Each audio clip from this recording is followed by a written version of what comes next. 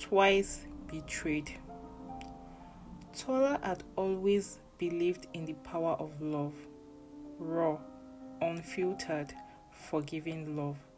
The kind of love that grew through struggles, that survived distance and healed wounds. And in Kunle, she thought she had found that kind of love.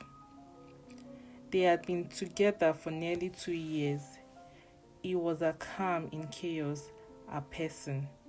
He wasn't perfect, no one is, but his quiet smile, the way he held her hand when she was anxious, the way he kissed her forehead and said, "You are mine," in that deep, reassuring tone, it made her believe. But something had shifted. In the past few weeks, Kunle had grown distant. The good morning text became rare. Phone calls were shorter, and his eyes, once so warm, felt unreadable.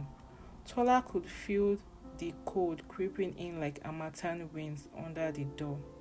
She had asked him if something was wrong.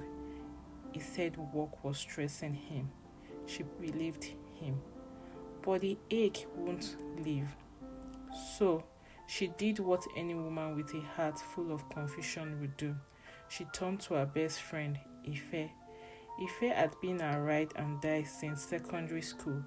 They knew each other's secrets, heartbreaks, dreams, and family drama. Ife was the sister Tola never had. Over bowls of amala and pepper soup, Tola had poured her heart out. "I feel like he is slipping away," she had whispered, eyes downcast. Ife had reached for her hand, squeezed it, and said, "Men can be moody sometimes. Just give him space. If it's real, he will come back." Tola had nodded, comforted by the softness in her friend's voice.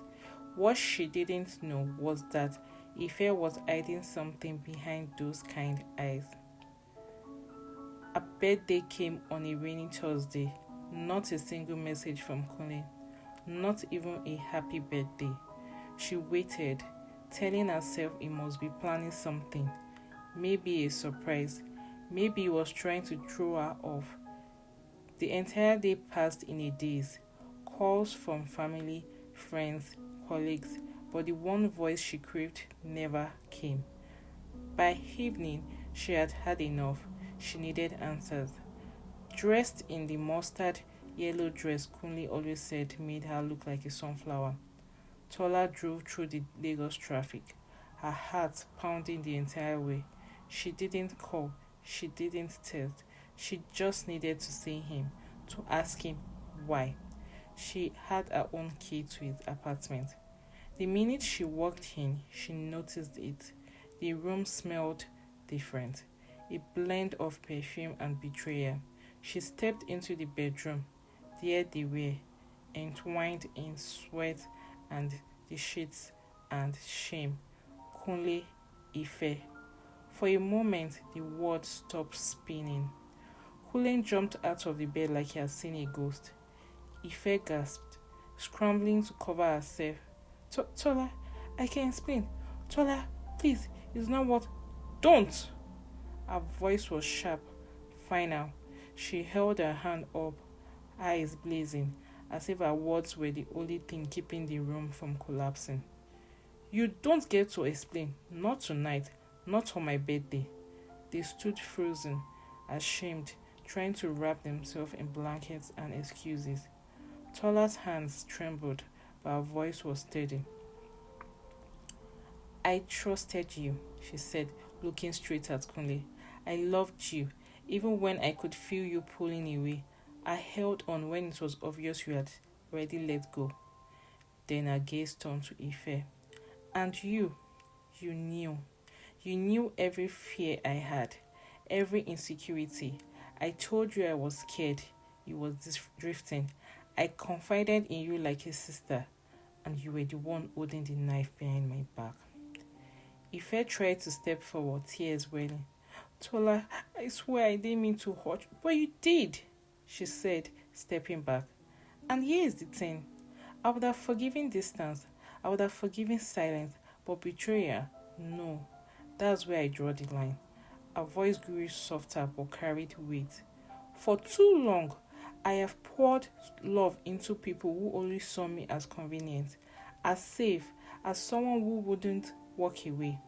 She inhaled deeply, holding her head high. But today, on my birthday of 4 days, you have both given me a gift. You have shown me exactly who you are, and now I get to decide who I want to be.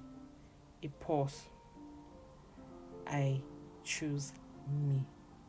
She turned to Kunle. You remember this night not because you got caught, but because you lost someone who would have gone to war for you. Then to Ife. And you have lost a sister, not because you made a mistake, but because you made a choice. She walked toward the door. No yelling, no drama, just grace. I hope you both find whatever it is you were searching for in each other. I hope it was worth it. She opened the door, stepped out into the night. The air was cool, the rain had stopped.